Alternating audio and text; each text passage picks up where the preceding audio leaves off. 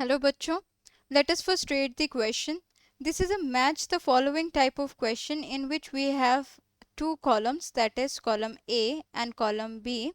In column A we have some phenomena, natural phenomena, and in column B we have the causes of the phenomena. So we have to match the correct phenomena with its cause of the phenomena. So in a way we have to match the contents in column A with the contents in the column B. So to match the phenomena with their causes, we need to first know what is the meaning of all these causes, like dispersion, refraction, atmospheric refraction, scattering. We need to know that first कि जो column B में causes दे रखे हैं column A में होने वाले phenomena के, उनका मतलब क्या होता है.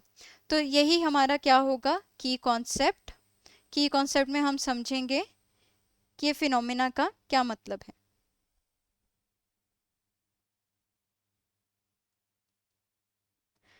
सबसे पहले हम समझेंगे डिस्पर्जन.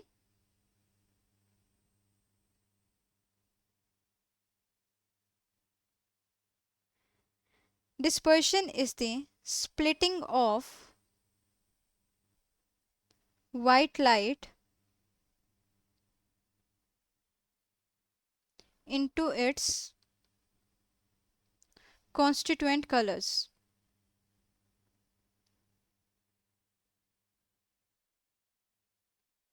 और वो constituent colors कौन से होते हैं?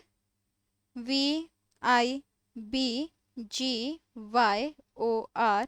विब की ओर से डिनोट करते हैं, जहाँ पर V होता है violet, I indigo, B blue, G green, Y yellow, O orange, R red.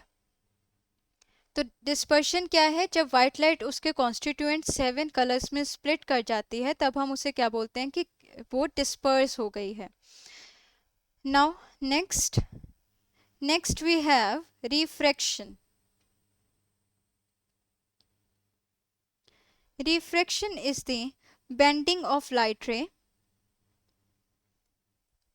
when it travels from one medium to the other. So this is refraction. Refraction हम तब बोलते हैं रिफ्रैक्शन हुआ है जब लाइट रे एक मीडियम से दूसरे मीडियम पे जाते हुए बेंड कर जाती है, तब उसे क्या कहा जाता है कि लाइट रिफ्रैक्ट हो गई है. Next, atmospheric refraction.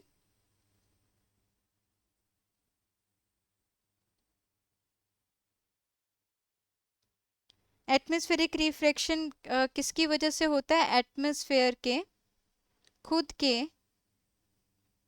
Refractive index की वजह से. हमें पता है जो एटमॉस्फेयर है वो बहुत सारी लेयर्स को मिलाकर बना है, और उस हर लेयर की अपनी एक ऑप्टिकल डेंसिटी होती है, अपना एक रिफ्रैक्टिव इंडेक्स होता है. पर वो कांस्टेंट नहीं होता, वो हमेशा टेम्परेचर और प्रेशर कंडीशन के हिसाब से बदलता रहता है. एक थोड़ा थोड़ा बहुत फ्लिकर होता रहता है depending upon the temperature and pressure conditions of the atmosphere of the earth. Now next, scattering.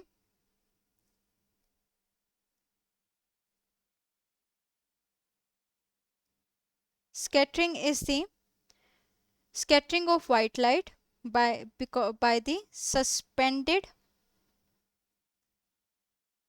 particles.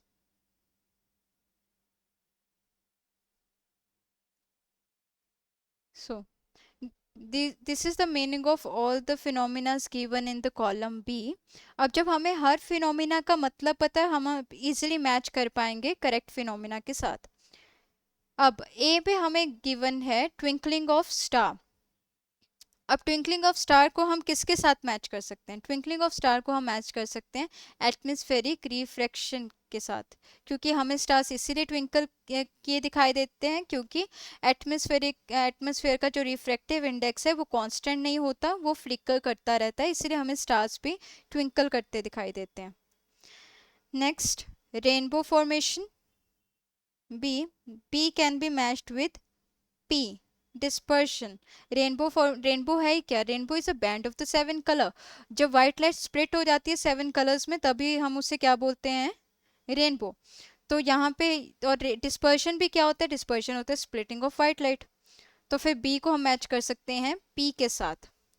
Now see white colour of clouds. White colour of clouds को हम मैच कर सकते हैं एस के साथ, स्कैटरिंग। हमें क्लाउड्स का white colour इसलिए दिखाई देता है क्योंकि जो क्लाउड्स में सस्पेंडेड वाटर वेपर्स होते हैं, they are capable of scattering all the wavelengths, जिसकी वजह से सारी वेवलेंथ्स जो हैं, विबग्योर के सारे बैंड्स की वेवलेंथ हैं, वो मिलकर आपस में वाइट कलर बना देती हैं। तो सी का आंसर क्या होगा, S. Now D, glittering of diamond. Glittering of diamond is because of refraction. Refraction से, रिफ्रैक्शन या फिर हम कहें टोटल इंटरनल रिफ्रैक्शन की वजह से हमें डायमंड जो है चमकता हुआ दिखाई देता है, ग्लिटर करता दिखाई देता है। तो रिफ्रैक्शन की वजह से ये होता है। So this is our final answer. Hope you understood it well. Thank you.